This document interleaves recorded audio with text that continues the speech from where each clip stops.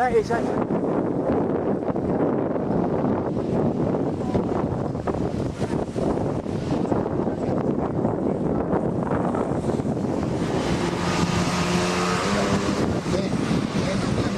Now, to give you an idea of the footprint, look out for those two channel markers out there. The land back wharf will extend beyond that. Okay? It's going out 1.5 kilometres, 1,500 metres. It's almost 3 times the length of that jetty over there, that wharf there. And then there's another one planned to be on the other side of it. The dredging will extend out. Well, the boats, there's still a couple of boats out on the D9, about 3 fingers to the right of that ship that's out there at anchor. That is as far as the dredging will go. 1 million cubic metres, 14.5 metres of the bottom dug up. It's not native! The bottom will end up looking like this car park, and it's going to be a buffet for the blowies. Every egg that lands on that bottom will be eaten. Goodbye snapper. Every single catch restriction, bag limit, size increase and closed seasons that we've put in place will be for nothing. It's not native. It's not native. Give us a big yell. Man the port! Get into it! No port! No port! Save ourselves! Right, now, I'm in the community up here known as the Shacks. Unbeknownst to a lot of people, the Shacks have been here since 1933. Okay, there's a lot of history. They've been passed down from generation to generation to come and stay here. This is wrong. We've got to stop this. They want to take, the Kwinana Industrial Council want to take from Ennis Avenue in Rockingham to Munster, from the beach here to out past Mandogla, all them 5-acre lots, the Motorplex, Wells Park. They want them all rezoned to industrial. It's not native! Not native! It's not native! We don't need it at all because we're going to lose. This is the only little beach between Coogee and Rockingham that the public can still come and use. It's not native! It's Not native!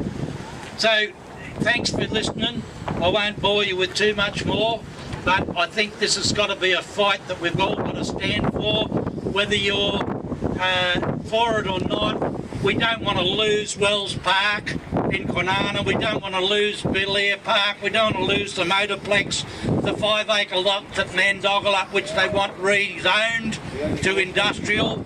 We've got the Shacks they want rezoned to industrial. We don't want to lose all that. We're entitled to it as the public of Australia.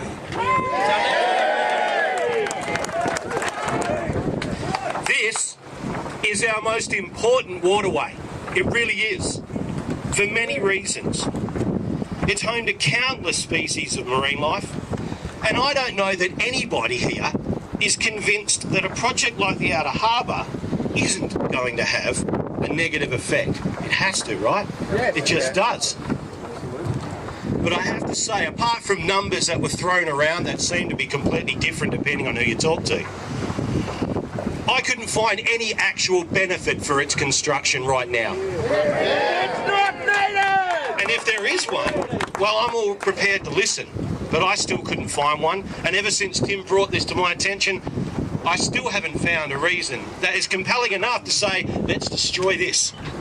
This out here that belongs to not us. It belongs to the fish, the marine life. They're the ones that are there. They're the ones that are going to suffer. The City of Kwinana Mayor Carol Adams said she looked forward to working with Mr McGowan and the state government to progress work on the Outer Harbour. This was in the media. So that's why detailed planning for the new port should commence immediately, really.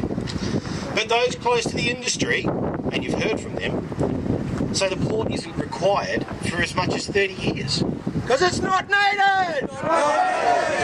But for those two things, I don't know that it seems worth destroying snapper breeding grounds, where 3 major breeding grounds are right in the line of fire.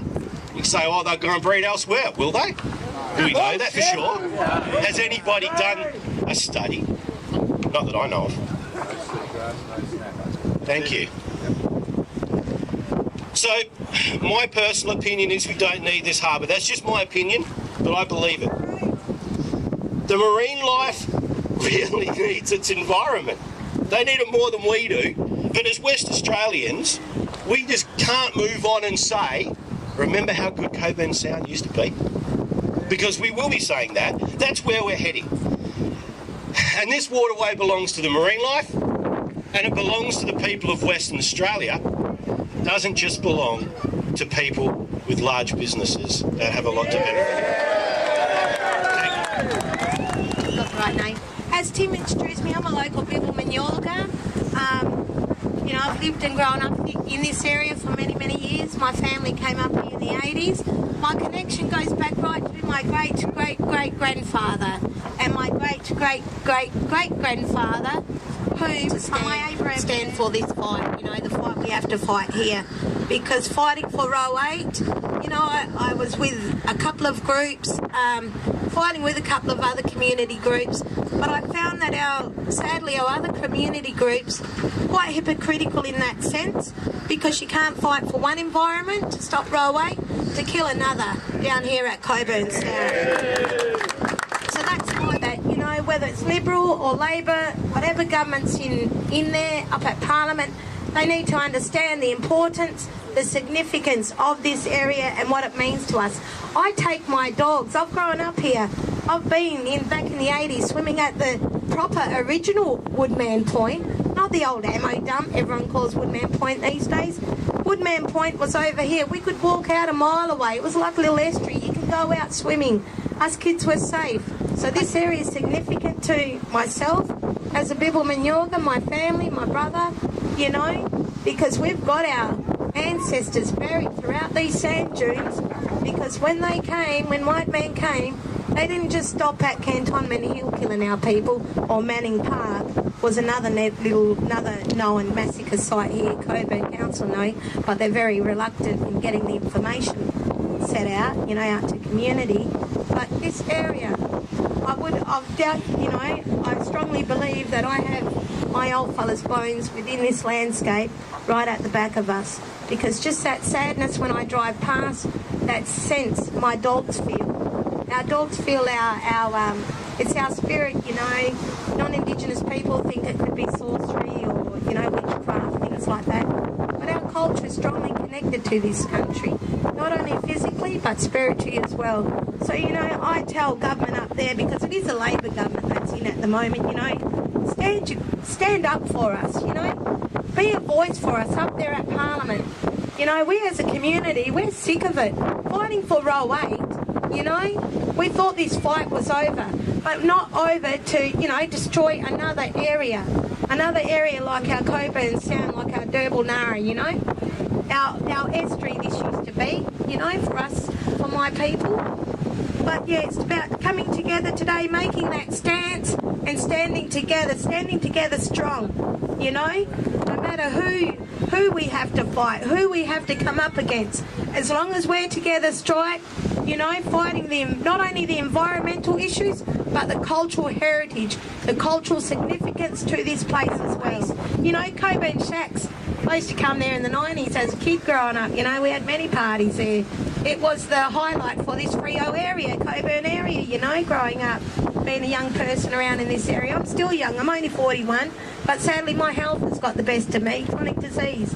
But I'll still fight this fight with my community as much as we have to, keep fighting that fight to stop row 8 coming anywhere near damaging this coastline or our beautiful wetland.